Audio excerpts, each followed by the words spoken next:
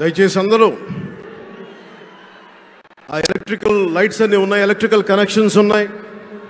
దయచేసి మీ ప్రాణాల మీద ప్రధానమంత్రి గారు ఎప్పుడు ప్రోటోకాల్ బ్రేక్ చేసి మరి మీకోసం వచ్చారు. దయచేసి వాటి మీద ఎక్కకండి.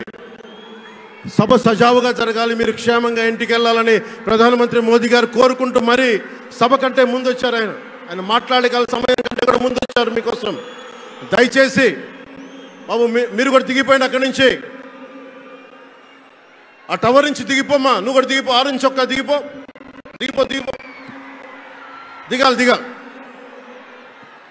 దయచేసి కింద ఉన్న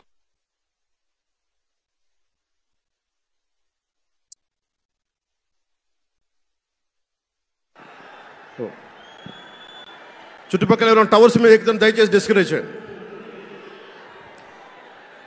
జేపీ వెంచర్స్ పేరు మీద జగన్ బినామీలు దాదాపు 40,000 కోట్ల స్కామ్ ఇసుక దోచేశారు. అందరూ అడిగిన వాళ్ళని కిషన్ అనే రిపోర్టర్ని చిత్తూరులో చంపేశారు. ఇక లా అండ్ ఆర్డర్ దృష్టికి వస్తే ఆంధ్రప్రదేశ్ హైయెస్ట్ గాంజా క్యాపిటల్ అయిపోయింది, new drug capital of India అయిపోయింది ఆంధ్రప్రదేశ్. రాజ్యసభ హోంశాఖ సహాయ మంత్రి శ్రీ అజయ్ కుమార్ మిశ్రా గారు 2019 ఒక ప్రశ్నకి సమాధానంగా 2019-2021లో 30,196 ఆడవాళ్ళు అదృశ్యమయ్యారని చెప్పి స్వయాన రిపోర్ట్ చేశారు.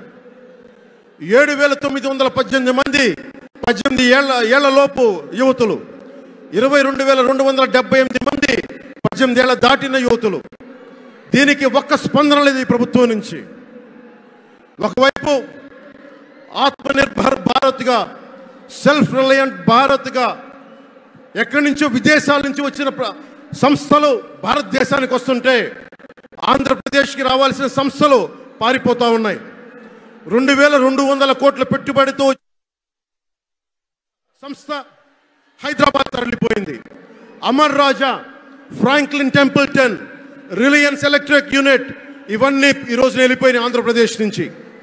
పారిశ్రామిక ప్రగతి ఒకప్పుడు 2019లో 10.24% ఉండగా ఈ రోజున 3 దయచేసి మీరు అందరూ మైక్ సెట్ మీద పడకుండా దూరంగా వెళ్ళండి. అందరూ దయచేసి మీ ఉత్సాహం రాష్ట్రం వైపు చూపించండి, దేశం వైపు చూపించండి. మైక్ సెట్ మీద పడితే మనకి మాట్లాడటానికి ప్రధానమంత్రి గారు విలువైన మెసేజ్ ఇస్తారు.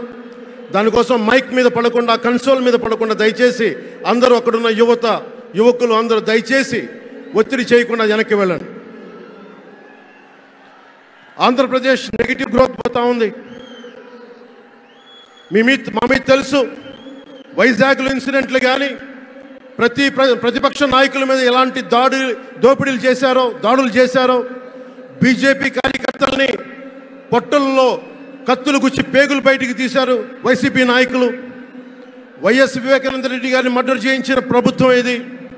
సిబిఎన్ గారిని ఇబ్బంది పెట్టిన ప్రభుత్వం అరెస్ట్ చేసి నన్ను స్వయాన అనేక పర్యాయాలు అడ్డుకున్న ప్రభుత్వం ఇది. ఈ ప్రభుత్వం పోవాలి.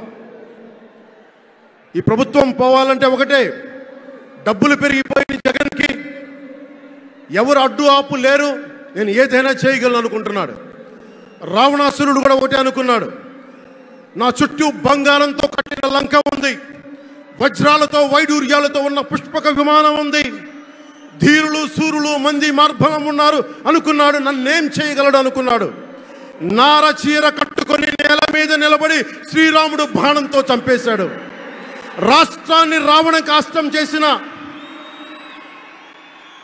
అయోధ్యకే రాముణ్ణి తీసుకొచ్చిన శ్రీ మోదీ గారు ఇక్కడ ఉంటే, రాష్ట్రాన్ని రావణ కాష్టం చేసిన చిటికిని వేలంత రావణాసురుణ్ణి తీసేయడం అంత కష్టమా? నేను తాడేపల్లిగూడెం సభలోనే చెప్పాను, ఇక్కడ నుండి నేను దేవదత్తం పూరిస్తున్నానని. అర్జునుడు పూరించిన శంఖం దేవదత్తం అంటే, నేను దేవదత్తం అన్నాను కానీ పాంచజన్యం అనలేదు. అది పూరించాల్సింది ద్వారకలో ఉన్న శ్రీకృష్ణుడే. అక్కడి నుండే మోదీ గారు పాంచజన్యాన్ని వచ్చిన మోదీ గారు, గుజరాత్ ద్వారక నుంచి వచ్చిన శ్రీ మోదీ గారు ఈ కురుక్షేత్ర యుద్ధం కోసం పాంచజన్యాన్ని పూరిస్తారు. ఇక్కడ జరగబోయే ఎన్నికల కురుక్షేత్రం ఈ యుద్ధం ఫలితం ధర్మందే విజయం, పొత్తుదే గెలుపు, కూటమిదే పీఠం. ధర్మందే విజయం, పొత్తుదే గెలుపు, కూటమిదే పీఠం. జై హింద్.